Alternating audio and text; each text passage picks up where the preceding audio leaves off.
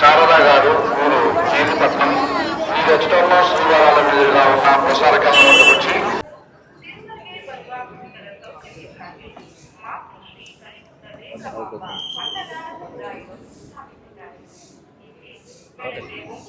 అఖిలాండ కోటి బ్రహ్మాండ నాయకుడైనటువంటి కలియుగ ప్రత్యక్ష దైవం అయినటువంటి వెంకటేశ్వర స్వామి వారిని ప్రతిరోజు చిలుకూరులో నేను ఆరాధిస్తున్నటువంటి ఆ స్వామివారిని భూలోక వైకుంఠంగా ఎంచుకున్నటువంటి తిరుమల క్షేత్రంలో దర్శించాలని కోరిక మొన్న ఫిబ్రవరి 7వ తారీఖు నాడు నా మీద జరిగినటువంటి భయంకరమైన దాడి నుంచి నన్ను కాపాడినటువంటి ఆ స్వామివారి పాదపద్మాలకి ఒకసారి నమస్కరించాలని మనసులో కలిగింది కాబట్టి ఇవాళ స్వామివారి దర్శనానికి వచ్చాను.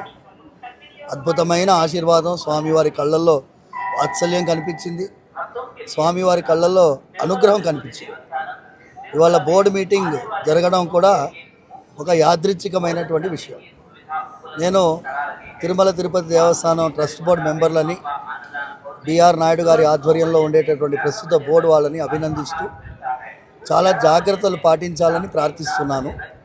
ముఖ్యమైనటువంటిది ఏంటి అంటే ఎన్నో కోర్టు తీర్పుల్లో స్వామివారి యొక్క భక్తులు సమర్పించినటువంటి కానుకలతో వచ్చినటువంటి సొమ్ముని వేరే ఇతర కార్యక్రమాలకి వాడకుండా, ఇప్పుడు రోడ్ల నిర్మాణానికి కానీ వేరే దానికి దేనికి వాడకుండా ఆధ్యాత్మిక విషయాన్ని పెంపొందించే రీతిలో, మన ధర్మరక్షణ కోసం పెంపొందించే రీతిలో వేద ఆశీర్వాదాన్ని, వేద మార్గాన్ని ప్రతిష్టాపన చేసే రీతిలో వాడాలని మనస్ఫూర్తిగా ప్రార్థిస్తున్నాను.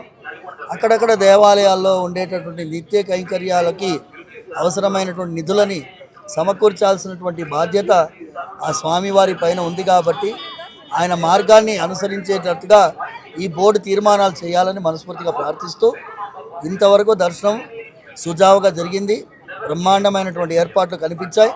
ఇది ఇలాగే కొనసాగించాలని మనస్ఫూర్తిగా ప్రార్థిస్తున్నాను. సర్వే జనా సుఖినో భవంతు, సమస్త సన్మంగళాన్ని పొందు.